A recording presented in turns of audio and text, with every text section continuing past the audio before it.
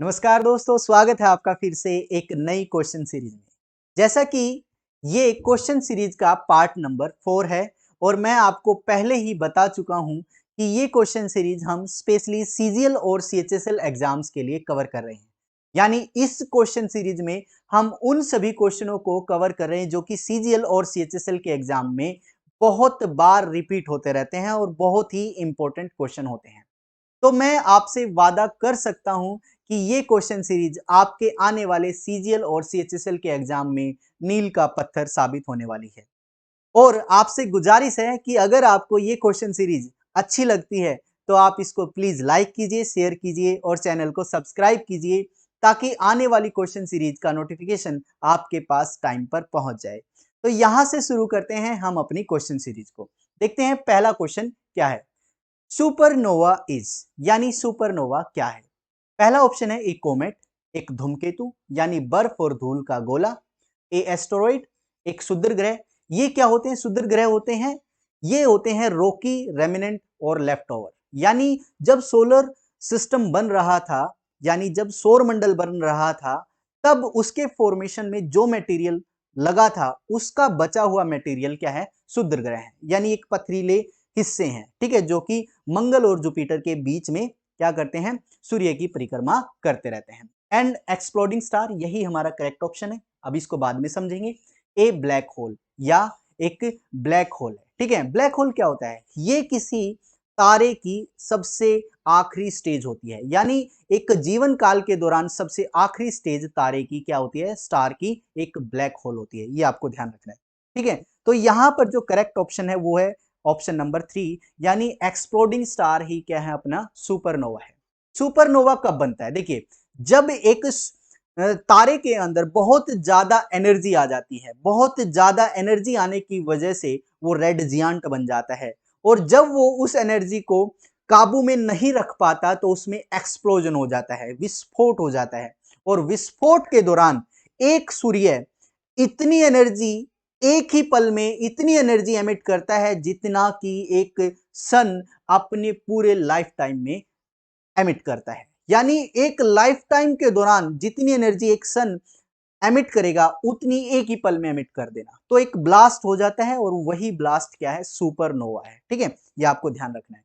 तो option number 3 यहां पर करेक्ट था। नेक्स्ट ऑप्शन है, नेक्स्ट क्वेश्चन है, the earliest city discovered in India was, यानी भारत में खोजा गया सबसे पहला शहर था। यानी भारत में अगर इंडस वैली सिविलाइजेशन की सिटीज के बारे में बात करें, साइट्स के बारे में बात करें, तो सबसे पहले हड़प्पा ही खोजा गया था। तो यहां पर जो करेक्ट आंसर है, हमारा करेक्ट ऑप्शन है वो हमारा फर्स्ट है, यानी Harappa will be the first sight discovered, ठीक है, इन इंडिया। तो हड़प्पा, ठीक है। इसके बाद है where is Brihadeshwar temple situated. Brihadeshwar temple कहां पर सिचुएटेड है, कहां पर स्थित है? तो ये हमारा तंजौर में है, ठीक है। ये आपको ध्यान रखना है कि बृहदेश्वर मंदिर हमारा तंजौर में है। जो तंजौर में बृहदेश्वर मंदिर है वो चोल शासक राज राजा प्रथम ने बनवाया था, आपको ध्यान रखना है। एक चीज और इससे पहले वाले क्वेश्चन में आपको मैं इंक्लूड करना चाहूंगा कि जो सबसे पहले डिस्कवर्ड की गई साइट थी हड़प्पा में, वो कैसे डिस्कवर्ड की गई थी? देखिए, 1842 में 1842 में सबसे पहले चार्ल्स मैसन को पता चला था कि कुछ सिविलाइजेशन है, कुछ दबी हुई चीजें हैं जमीन के अंदर, बहुत सारी चीजें हैं, ठीक है। चार्ल्स मैसन को 1842 में, इसको आप नोट डाउन करेंगे। फिर उसके बाद क्या हुआ? 1856 में अलेक्जेंडर कनिंगम, जो कि बाद में भारतीय पुरातत्विक विभाग के क्या रहे? डायरेक्टर जनरल भी बने, यानी director general of archaeological survey of India के डायरेक्टर जनरल भी रहे अलेक्जेंडर कनिंगम। उन्होंने 1856 में क्या देखा? इस साइट को विजिट किया। क्यों विजिट किया? क्योंकि जोहन और विलियम ये क्या थे? ब्रिटिश इंजीनियर थे और वो कराची से लाहौर तक की रेलवे लाइन बिछा रहे थे, ठीक है। तो उन्होंने क्या किया? उन्होंने हड़प्पा काल की जो एक तरीके से हड़प्पा में जो ईंटें लगाई गई थी मकान बनाने में, उन ईंटों को निकाला और पटरी में लगा दिया, पटरी लाइन बिछाने में लगा दिया, ठीक है। ये आपको ध्यान रखना है। उसके बाद 1872 या 75 के बीच में कहीं अलेक्जेंडर कनिंगम को क्या मिला? इंडस वैली सिविलाइजेशन की सील्स मिली। क्या मिली? सील्स मिली। तो उन्होंने लगा कि यहां पर तो बहुत कुछ हो सकता है, और उसके बाद आखिरकार 1921 या 1920 में क्या रहा, कौन आए, ये आए जॉन मार्शल। जॉन मार्शल के नेतृत्व में, ठीक है, जॉन मार्शल के नेतृत्व में राखल दास बनर्जी और दयाराम साहनी, इनके नेतृत्व में एक टीम ने यहां पर एक्सकवेशन किया, यानी खुदाई आरंभ कर दी। तो सबसे पहले ये पता चला था कि ये तो एक सिविलाइजेशन दबी हुई है, ये पता चला था 1921-22 में, ठीक है। ये आपको ध्यान रखना है, ये भी एक इंपॉर्टेंट क्वेश्चन है कि इंडस वैली सिविलाइजेशन का पता कब चला था, 1921 और 22 में पता चला था जॉन मार्शल के नेतृत्व वाली टीम को, ठीक है। इसमें राखल दास बनर्जी भी थे, दयाराम साहनी भी थे। दयाराम साहनी ने हड़प्पा की खोज की थी और राखल दास बनर्जी ने मोहनजोदड़ो की खोज की थी, आपको ध्यान रखना है, ठीक है। तो ये जो मैंने पॉइंट्स बताए हैं, ये अपने आप में एक इंपॉर्टेंट क्वेश्चन है, आपको ध्यान रखना है, ठीक है। नेक्स्ट क्वेश्चन है, ये हम कवर कर चुके हैं, बृहदेश्वर मंदिर। अब symbol of reserve bank of India is, भारतीय रिजर्व बैंक का प्रतीक क्या है, कैपिटल ऑफ अशोकन पिल्लर, यानी अशोक स्तंभ का कैपिटल, क्या ये है, Kuber with A purse of money, क्या ये है, tiger before A palm tree, क्या ये है, और लास्ट ऑप्शन है a dog sitting in the defensive state, यानी रक्षात्मक अवस्था में बैठा हुआ एक कुत्ता। देखिए, जो भारतीय रिजर्व बैंक का जो सिंबल है वो कहां से लिया गया है, ये भी इंपॉर्टेंट है, ठीक है, और कैसा है, ये भी इंपॉर्टेंट है। जो भारतीय रिजर्व बैंक का जो सिंबल है, प्रतीक है, वो ताड़ के पेड़ के सामने बैठा बाघ है, यानी थर्ड ऑप्शन यहां पर करेक्ट है, थर्ड ऑप्शन यहां पर करेक्ट है। एक चीज और आपको यहां पर ध्यान रखनी है कि ये कहां से लिया गया है, ये सिंबल हमने कहां से लिया गया है। देखिए, ब्रिटिश में कोई किंग थे, William fourth. William fourth Britain के किंग ने एक मोहर जारी की जिसे कहा जाता है गोल्ड मोहर, गोल्ड मोहर या डबल मोहर, ठीक है। डबल मोहर में क्या था, ताड़ के पेड़ के नीचे एक लायन घूमता हुआ दिखाई दे रहा था, एक शेर। लेकिन क्या हुआ, ये जब ये तय हुआ कि हम जो भारतीय रिजर्व बैंक का प्रतीक अपनाएंगे वो टाइगर होगा, ठीक है, ताड़ के नीचे लायन की जगह क्या होगा, टाइगर होगा, एक क्या होगा, बाघ होगा। तो ये क्या था, लास्ट मिनट मॉडिफिकेशन थी अपने सिंबल में, ठीक है, ये आपको ध्यान रखना है, ठीक है।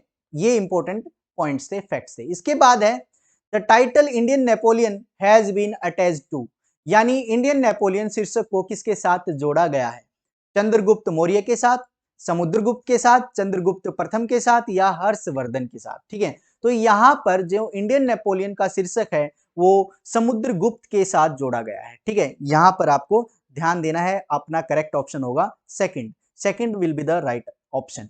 समुद्रगुप्त को किसने इंडियन नेपोलियन कहा, यह भी इंपॉर्टेंट क्वेश्चन है। A V Smith, historian A V Smith ने क्या है, समुद्रगुप्त को इंडियन नेपोलियन की संख्या दी थी। क्यों दी थी, क्योंकि इन्होंने हरिसेन के द्वारा लिखित प्रयाग प्रस्थि अभिलेखों को पढ़ा था, ध्यान देना, ठीक है। हरिसेन ने लिखे गए, हरिसेन के द्वारा लिखे गए प्रयाग प्रस्थि अभिलेखों को पढ़ा था ए वी स्मिथ ने।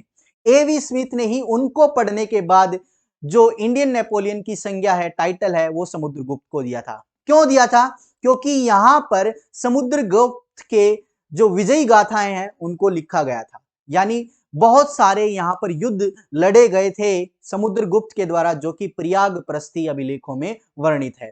उनको पढ़ने के बाद बोला था कि ये व्यक्ति इंडियन नेपोलियन है, यानी इनका कंपैरिजन नेपोलियन के साथ किया गया, ठीक है। ऐसा माना जाता है कि समुद्रगुप्त ने कोई भी युद्ध नहीं हारा था, ठीक है, ये आपको ध्यान रखना है। उसके बाद नेक्स्ट क्वेश्चन है, the moon is showing its same face to the earth because, यानी चंद्रमा पृथ्वी को अपना एक ही चेहरा दिखा रहा है, क्योंकि देखिए, जो हम चंद्रमा को देखते हैं, कभी भी देखेंगे तो हमारा एक ही फेस दिखाई देता है चंद्रमा का, उससे पीछे वाला कभी भी दिखाई नहीं देता, ठीक है। हमें सेम मून हमेशा दिखाई देता रहेगा, ठीक है, उसका एक ही फेस दिखाई देता रहेगा, ये आपको ध्यान रखना है, क्योंकि its period of rotation and revolution are same, यानी इसके घूमने का, इस तरीके से रोटेशन का और रिवोल्यूशन का जो टाइम है, पीरियड है, वो सेम है, यानी जैसे जैसे वो आगे बढ़ेगा वैसे वैसे भी वो घूमेगा। तो एक फेस जो मुझे दिखाई दे रहा है, जैसे वो यहां जाएगा तो वो इतना ही रोटेट कर पाएगा कि वो फेस मेरे हमेशा सामने रहे। तो period of rotation and revolution are same for the moon, इसलिए हमें उसका एक ही फेस दिखाई देता है। तो option number 3 will be the right answer. ठीक है, तो ये हमारा करेक्ट ऑप्शन था। इसके बाद जो नेक्स्ट क्वेश्चन है वो है which authority recommend the principle governing the grant in aid of the revenue of the state out of the consolidate fund of India. कहने का मतलब क्या है कि कौन सा प्राधिकरण भारत की संचित निधि से राज्यों के राजस्व के सहायता अनुदान को नियंत्रित करने वाले सिद्धांतों की सिफारिश करता है। ये बहुत ही इंपॉर्टेंट क्वेश्चन है, सीजीएल और सीएचएसएल का फेवरेट क्वेश्चन है। ठीक है, क्या है इसमें स्पेशली ये पूछा गया, सिंपली ये पूछा गया है कि एक ऐसा प्राधिकरण बताओ, ऐसा अथॉरिटी बताओ जो डिसाइड करता है, क्या करता है कि जो स्टेट है, राज्य हैं, उनको कंसोलिडेट फंड ऑफ इंडिया से अनुदान दिया जा सकता है। कौन तय करता है? ये करता है फाइनेंस कमीशन। तो आप यहां पर ध्यान देंगे कि फाइनेंस कमीशन तय करता है कि राज्यों को हेल्प मिल सकती है कहां से? कंसोलिडेट फंड ऑफ इंडिया से। ठीक है, अनुदान मिल सकता है, ये आप ध्यान रखेंगे, बहुत ही इंपॉर्टेंट क्वेश्चन है फाइनेंस कमीशन के बारे में। ठीक है, तो फाइनेंस कमीशन के बारे में ये इंपॉर्टेंट क्वेश्चन आपको ध्यान रखना है। इसके बाद नेक्स्ट क्वेश्चन है Harappan civilization was discovered in the year. अभी अभी मैंने बताया था सबसे पहले 1842 में चार्ल्स मैसन को पता चला था कि कुछ ना कुछ दबा हुआ है। उसके बाद 1856 में अलेक्जेंडर कनिंगम को पता चला, क्योंकि वो साइट पर विजिट करने गए थे, क्योंकि जॉन और विलियम क्या थे?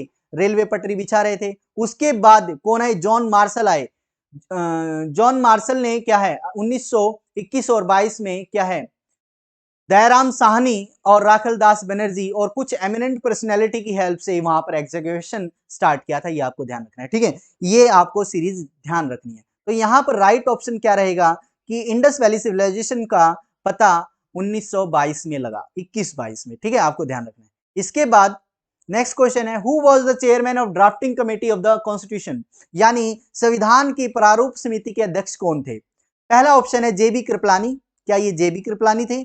राजेंद्र प्रसाद, जवाहरलाल नेहरू और बी आर अंबेडकर। ठीक है, तो एक एक करके हम पता करते हैं कि ये फेमस पर्सनैलिटी कौन थे। ठीक है, तो जेबी कृपलानी अगर बात करें तो झंडा समिति के अध्यक्ष थे। कौन सी समिति के? झंडा समिति के, यानी फ्लैग कमेटी के। उसके बाद राजेंद्र प्रसाद जी थे स्टेयरिंग कमेटी के अध्यक्ष थे, संचालन समिति के अध्यक्ष थे। जवाहरलाल नेहरू ये थे यूनियन पावर कमेटी के अध्यक्ष, यूनियन पावर कमेटी के अध्यक्ष, आपको ध्यान रखना है। बी आर अंबेडकर थे, वही क्या थे? ड्राफ्टिंग कमेटी के अध्यक्ष थे। तो यहां पर राइट ऑप्शन हमारा ऑप्शन नंबर 4 रहेगा, आपको ध्यान रखना है।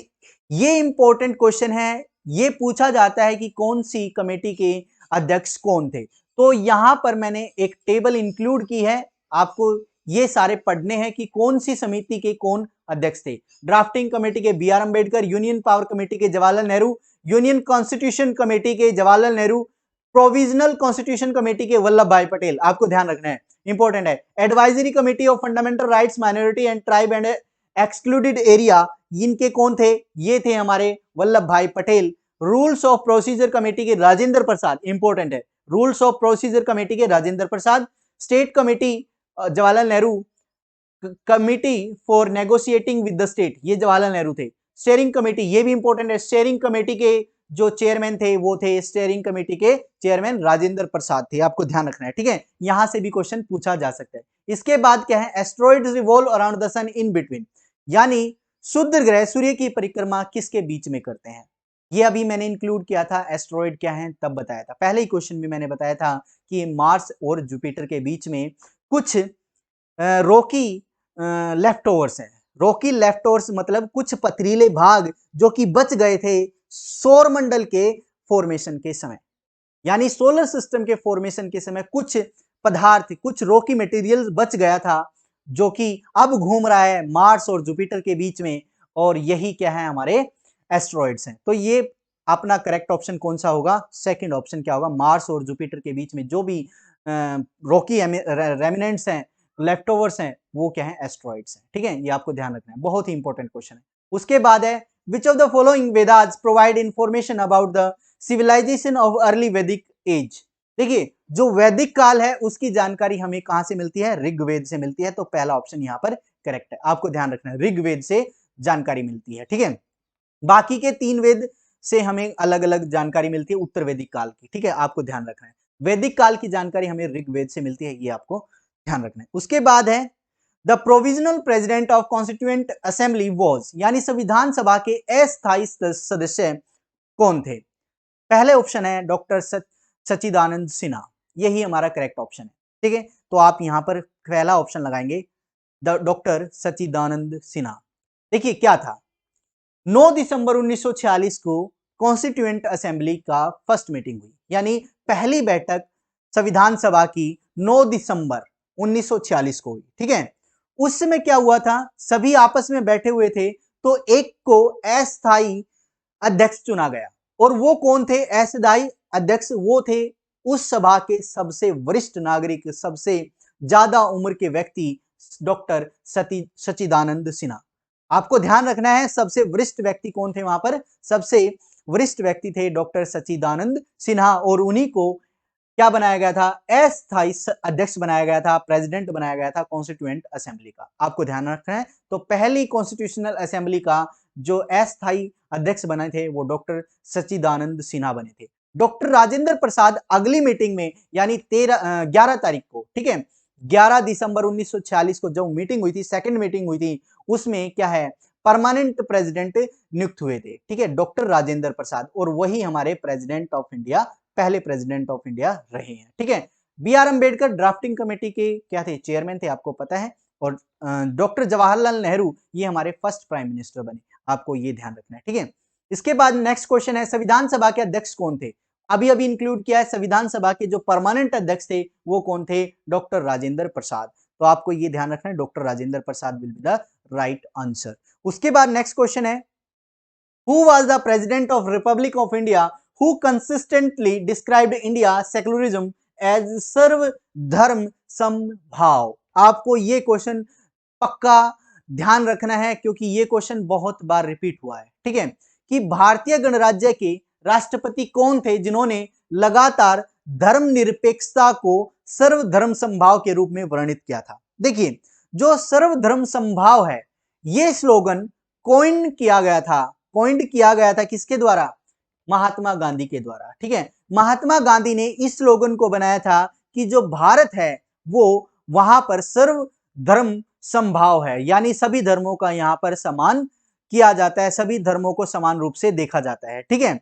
लेकिन क्या हुआ, जब सेकुलरिज्म की डेफिनेशन पूछी जाने लगी हमारे eminent president doctor S Radhakrishnan से, तो एस राधाकृष्णन ने क्या है, जो कि हमारे प्रेसिडेंट ऑफ इंडिया थे, उन्होंने सेकुलरिज्म को डिफाइन किया था कि भारत में secularism can be defined as Sarva Dharma Sambhav, यानी यहां पर सभी धर्मों का समान रूप से पालन किया जाता है, समान रूप से इनको देखा जाता है, ठीक है। तो ये हमारे डॉक्टर एस राधाकृष्णन थे जो कि जिन्होंने धर्मनिरपेक्षता को सर्वधर्म समभाव के रूप में वर्णित किया था। तो हमारा फर्स्ट ऑप्शन यहां पर करेक्ट है, ठीक है, आपको ध्यान रखना है, बहुत ही इंपॉर्टेंट क्वेश्चन है। उसके बाद है which area of India was known as Avantika in ancient time, यानी भारत के किस क्षेत्र को प्राचीन काल में अवंतिका के नाम से जाना जाता था। देखिए अवंतिका क्या है, अवंतिका मालवा रीजन, ध्यान रखना है, अवंतिका जो है वो मालवा रीजन में एक बहुत बड़ा साम्राज्य था, ठीक है।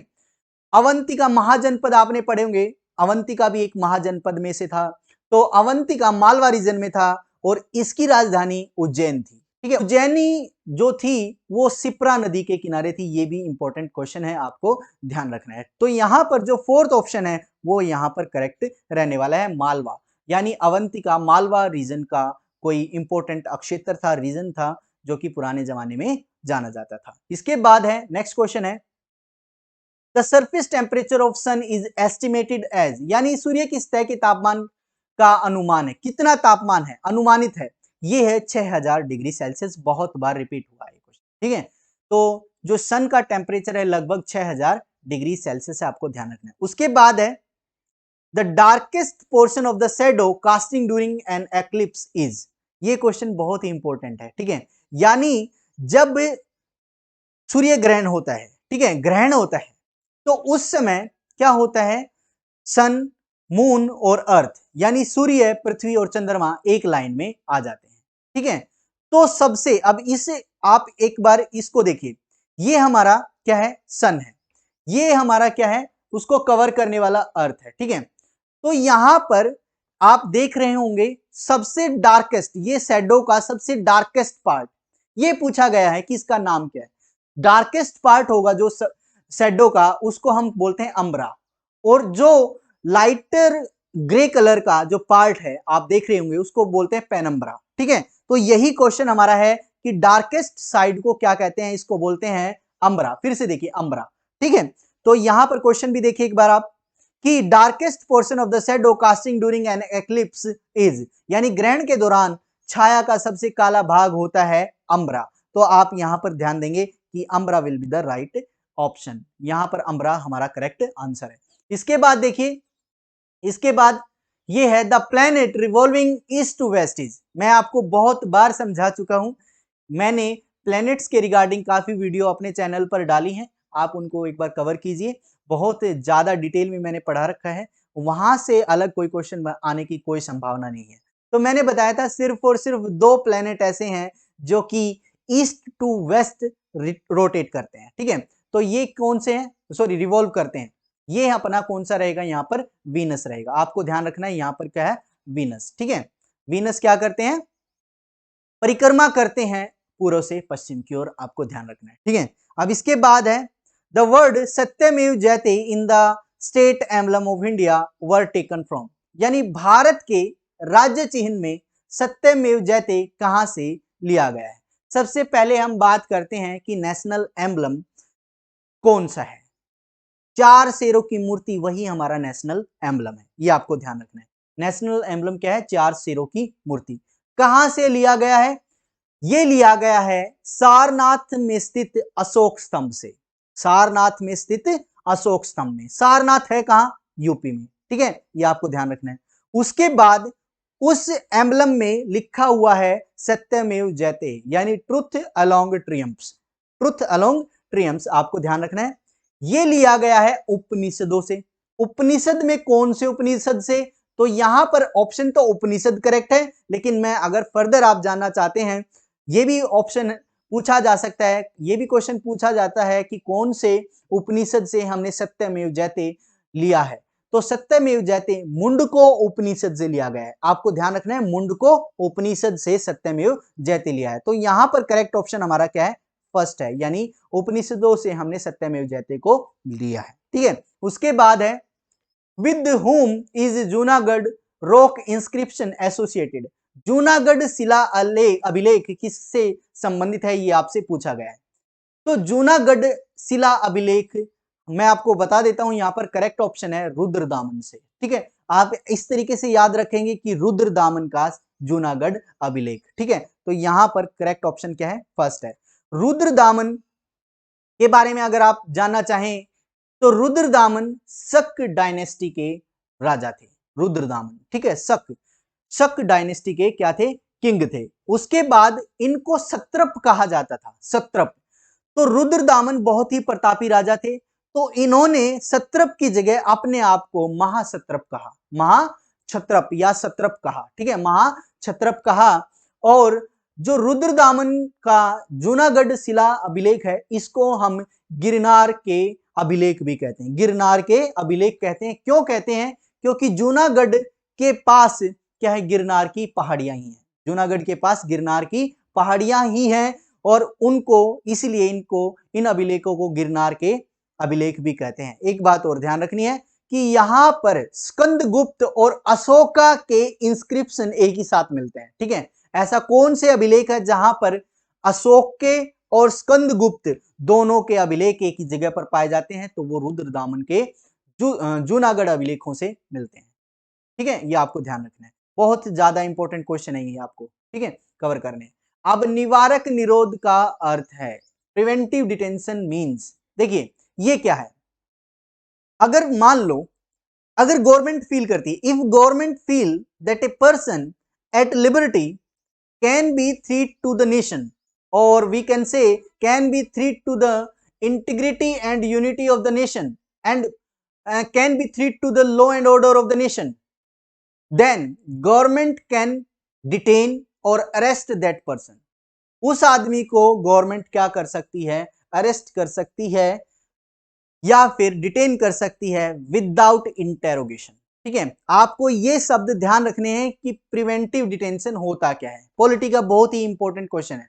प्रिवेंटिव डिटेंशन ये होता है जब सरकार को लगता है कि ये व्यक्ति भारत की एक तरीके से यूनिटी और इंटीग्रिटी को हार्म कर सकता है, यानी कहीं ना कहीं लोगों के लिए क्या है, एक डर पैदा कर सकता है, तो उसे बिना पूछताछ के उसे गिरफ्तार किया जा सकता है। यही प्रिवेंटिव डिटेंशन है, आपको ध्यान रखना है। तो यहां पर करेक्ट ऑप्शन कौन सा रहेगा, ये रहेगा ऑप्शन नंबर 3। इसके बाद जो नेक्स्ट क्वेश्चन है वो है where did Lord Buddha breathe his last, यानी भगवान बुद्ध ने अंतिम सांस कहां ली थी। बुद्ध ने अंतिम सांस कुशीनगर में ली थी, आपको ध्यान रखना है। एक चीज, बुद्ध से रिलेटेड बहुत सारे इंपॉर्टेंट प्लेसेस हैं जो कि आपको कवर करने हैं। ठीक है, मैंने यहां पर कवर करने की कोशिश की है, तो एक एक करके आप यहां पर कवर कीजिए कि लुम्बिनी जो कि कपिल वस्तु के पास नेपाल में है, यहां पर क्या हुआ था, बर्थ ऑफ बुद्धा हुआ था। ठीक है, यानी बुद्ध का जन्म हुआ था। उसके बाद बोध गया जो कि निरंजना रिवर के पास है, किनारे है। बोध गया कहां पर है, निरंजना नदी के किनारे हैं, और ये उरुवेला में है, बिहार में है। यहां पर क्या हुआ था, यहां पर हुआ था एनलाइटमेंट ऑफ बुद्धा, यानी बुद्धा को ज्ञान की प्राप्ति हुई थी। अब यहां पर है सारनाथ। सारनाथ में क्या हुआ था, यहां पर डिलीवर्ड हिज फर्स्ट सरमन। इसको क्या बोलते थे, धम्म चक्र परिवर्तन, यानी जो सारनाथ जगह थी यहां पर बुद्ध ने अपना पहला उपदेश दिया था। उसके बाद कुशीनगर में क्या हुआ था, डेथ हुई थी बुद्ध की, और इसे क्या कहा गया, इसको कहा गया महापरिनिर्वाण। ठीक है, उसके बाद राजगीर जो कि मगध की राजधानी भी रही है, यहां पर क्या हुआ था, यहां पर क्या था, after renunciation Buddha came here, यानी पहली बार घर त्याग करने के बाद बुद्धा कहां पर पहुंचे थे, राजगीर पहुंचे थे जो कि मगध की राजधानी है। तो ये जो क्वेश्चन है बहुत ही इंपॉर्टेंट है, आपको कवर करने हैं। इसके बाद है नेक्स्ट क्वेश्चन है what are open market operation. Economy का बहुत ज्यादा इंपॉर्टेंट क्वेश्चन रहेगा ये। ओपन मार्केट ऑपरेशन क्या है, पहला देखिए, activity of SEBI registered brokers, यानी सेबी पंजीकृत दलालों की गतिविधियां। Selling of currency by the RBI, RBI द्वारा मुद्रा की बिक्री। और तीसरा ऑप्शन है selling of gilt edged security by the government, सरकार द्वारा गिल्ट एज प्रतिभूतियों की बिक्री। The sale of shares by FII, यानी एफआईआई द्वारा शेयर्स की बिक्री। इनमें से जो मैं आपको समझा देता हूं कि ओपन मार्केट ऑपरेशंस क्या होते हैं। ओपन मार्केट ऑपरेशंस कुछ ऑपरेशंस होते हैं जिसमें आरबीआई के द्वारा, जो मैं बोल रहा हूं उसको लिख लेना, आरबीआई के द्वारा गवर्नमेंट सिक्योरिटी को बेचा जाता है और खरीदा जाता है। ठीक है, कुछ सिचुएशन ऐसी आ जाती हैं कि आरबीआई को ये सिक्योरिटीज, गवर्नमेंट सिक्योरिटीज, बॉन्ड क्या है, बेचने पड़ते हैं। कई सिचुएशन ऐसी आ जाती है कि खरीदने पड़ जाते हैं। ठीक है, आपको ध्यान रखना है कि गवर्नमेंट सिक्योरिटीज का सेलिंग और परचेजिंग ही क्या है, ओपन मार्केट ऑपरेशन है। अब समझते हैं कि आरबीआई ऐसा क्यों करता है। देखिए, कुछ गवर्नमेंट सिक्योरिटीज होती हैं, बॉन्ड होती हैं जो कि आरबीआई के पास होती हैं, आपको ध्यान रखना है। बॉन्ड कैसे होता है, जैसे फॉर एग्जांपल मेरे पास कुछ पैसा है, ठीक है, कुछ करेंसी है, जैसे कैश है, मैं 1 करोड़ कैश लेके बैठा हूं, मेरे को लगता है कि ये कैश है ना, मैं इसकी एफडी करा लेता हूं, फिक्स डिपॉजिट करा देता हूं। तो फिक्स डिपॉजिट में बैंक के पास जाता हूं, बैंक को दे देता हूं, तो बैंक मुझे बॉन्ड देता है। ठीक है, पैसे के बदले क्या देता है, बॉन्ड। ऐसे ही गवर्नमेंट की सिक्योरिटीज आरबीआई के पास होती हैं। ठीक है, गवर्नमेंट की सिक्योरिटी क्या होती है, आरबीआई के पास होती है, कुछ बॉन्ड्स होते हैं। ठीक है, अब मैं क्या, मेरे पास एक कागज का सिर्फ और सिर्फ एक सर्टिफिकेट है, पैसा किसके पास चला गया, बैंक के पास। ऐसा ही होता है, आरबीआई करता है जब उसको पैसा ज्यादा निकालना होता है, मार्केट में फैलाना होता है, या मार्केट से अपने पास लेना होता है, तो सिक्योरिटी का आदान प्रदान करना होता है। फॉर एग्जाम्पल अगर मेरे को 1 करोड़ कैश में चाहिए तो मैं बॉन्ड को वापस दे दूंगा, किसको, बैंक को, और मुझे कैश मिल जाएगा। ऐसा ही होता है आरबीआई के पास। जब उसे लगता है कि मार्केट में लिक्विडिटी कैश की ज्यादा है तो वो क्या कर लेता है, वो खरीदता है, मतलब एक तरीके से बेच देता बॉन्ड। ध्यान रखना, उसे पैसा चाहिए, मार्केट में ज्यादा पैसा हो गया, लिक्विडिटी ज्यादा हो गई, उसके पास पैसा कम हो गया। जैसे मैं आरबीआई हूं, मेरे पास पैसा कम है, तो मैं क्या करूंगा, मैं करूंगा कि जो मेरे पास बॉन्ड है उसको वापस बेच दूंगा, तो मेरे पास क्या आ जाएगा, बॉन्ड के बदले क्या आएगा, पैसा आएगा। तो पैसा मार्केट से मैं क्या कर लूंगा, निकाल लूंगा। मार्केट में पैसा ज्यादा था, मैं निकाल लूंगा, ठीक है। अगर मुझे लगता है कि मार्केट में पैसा कम है और मेरे पास ज्यादा हो गया, तो मैं क्या करूंगा, बॉन्ड खरीद लूंगा। खरीदूंगा कैसे, फॉर एग्जाम्पल किसी और के, गवर्नमेंट के पास बॉन्ड है, कुछ सिक्योरिटीज हैं, मैं उनको खरीद लूंगा, इसके बदले में पैसा उनको दे दूंगा। तो मैं आरबीआई हूं, तो आरबीआई पैसा दूंगा तो क्या हो जाएगा, मुझसे पैसा जाकर मार्केट में चला जाएगा। इस तरीके से लिक्विडिटी को मेंटेन करता है आरबीआई, ओपन मार्केट ऑपरेशंस की हेल्प से। तो यहां पर आप समझ गए होंगे कि ओपन मार्केट ऑपरेशन है क्या, और ये अपना करेक्ट ऑप्शन 3 रहेगा, ठीक है। नेक्स्ट क्वेश्चन है, the system of issuing monitoring of money in the market is known as, बाजार में मुद्रा जारी करने और उसकी निगरानी करने की प्रणाली कहलाती है, क्या प्रणाली है। ये मैं सेकंड टाइम करा रहा हूं ये क्वेश्चन, और बहुत ही इंपॉर्टेंट है, इसलिए सेकंड टाइम आ गया। और ये कौन सी रहेगी, अपना ऑप्शन करेक्ट 3 रहेगा। क्या होता है, मिनिमम रिजर्व सिस्टम है हमारे देश में, इसके तहत हम क्या है, न्यूनतम आरक्षित अनुपात के तहत हम भारत में सिर्फ और सिर्फ उतनी नोटों को जारी कर सकते हैं, उतने ही नोटों को या उतने ही अमाउंट के नोटों को जारी कर सकते हैं जितना कि हमारे पास रिजर्व रखा होता है, ठीक है, एज ए गोल्ड और एज ए गवर्नमेंट सिक्योरिटी, ये आपको ध्यान रखना है, ठीक है। इसके बाद नेक्स्ट क्वेश्चन है, देखिए क्या है, Banabhatta was the court poet of which emperor, यानी बाणभट्ट किस साम्राज्य के दरबारी कवि थे। देखिए जो बाणभट्ट थे वो हर्षवर्धन के दरबारी कवि थे, ये आपको अस्थाना कवि कहा जाता था इनको, तो ये यहाँ पर थर्ड ऑप्शन करेक्ट होगा। इन्होंने, जो बाणभट्ट है, इन्होंने काफी फेमस क्रिएशंस बनाई हैं, रचनाएं बनाई हैं, जो कि नाम जानी जाती हैं। हर्षवर्धन की जीवनी भी इन्होंने लिखी है बाणभट्ट ने, जिसको कहा जाता है हर्ष चरित्र। तो हर्ष चरित्र की रचना बाणभट्ट ने की थी। Another creation of Banabhatta was Kadambari, Kadambari भी क्या है, बाणभट्ट ने लिखी थी। एक और मैं नाम लेना चाहूंगा, ये थी पार्वती परिणय, पार्वती परिणय, कादम्बरी और हर्ष चरित्र, जो कि हर्ष की क्या थी, जीवनी थी, ये किसके द्वारा लिखी गई, बाणभट्ट के द्वारा, ठीक है। नेक्स्ट क्वेश्चन है, NABARD, what is NABARD primary role, NABARD क्या है, नाबार्ड क्या है और इसका प्राइमरी रोल क्या है। देखिए नाबार्ड की फुल फॉर्म क्या है, national bank for agriculture and rural development, यानी एक ऐसा नेशनल बैंक जो कि एग्रीकल्चर रूरल डेवलपमेंट में हेल्प करता है, वो क्या है, हमारा नाबार्ड है, ये आपको ध्यान रखना है, ठीक है। तो ये एक बैंक है। तो पहला ऑप्शन देखिए, to provide term loans to state cooperative banks, बिल्कुल सही, यानी राज्य सहकारी बैंकों को सामावधि ऋण प्रदान करना, ये नाबार्ड का काम है, बिल्कुल सही है, करेक्ट ऑप्शन है। देखिए क्यों है, क्योंकि जो नाबार्ड है वो क्या करता है, जो सहकारी बैंक होते हैं, सहकारी का मतलब होता है जिसमें शेयर होता है प्राइवेट सेक्टर का भी और गवर्नमेंट सेक्टर का भी, ठीक, तो उसको बोलते हैं कोऑपरेटिव बैंक। और इनको लोन प्रोवाइड कौन कराता है, नाबार्ड प्रोवाइड कराता है। जैसे गांव में आपने देखा होगा सहकारी बैंक होते हैं, जैसे ग्रामीण बैंक होते हैं, उनको जो पैसा है, लोन है, वो कौन प्रोवाइड कराता है, नाबार्ड प्रोवाइड कराता है, आपको ध्यान रखना है। उसके बाद है to assist state government for share capital contribution, यानी शेयर पूंजी अंशवाद, अंशदान के लिए, क्या है, शेयर पूंजी अंशदान के लिए सरकारी, राज्य सरकार की सहायता करता है, कौन करता है, ये हमारा नाबार्ड करता है, ये भी आपको ध्यान रखना है, ये भी करेक्ट ऑप्शन है। To act as refinance institution, यानी पुनर्वित्त संस्थान के रूप में कार्य करना, ये भी किसका काम है, नाबार्ड का। तो यहां पर जो करेक्ट ऑप्शन है वो ऑप्शन नंबर 4 रहेगा। तो नाबार्ड के क्या क्या ऑपरेशन है, प्राइमरी रोल्स हैं, आप यहां पर पढ़ सकते हैं, बहुत ज्यादा इंपॉर्टेंट क्वेश्चन है नाबार्ड के बारे में, ठीक है। तो ये आपको कवर करना है, एक बार इसको ध्यान से अच्छे से समझ लेना, ठीक है।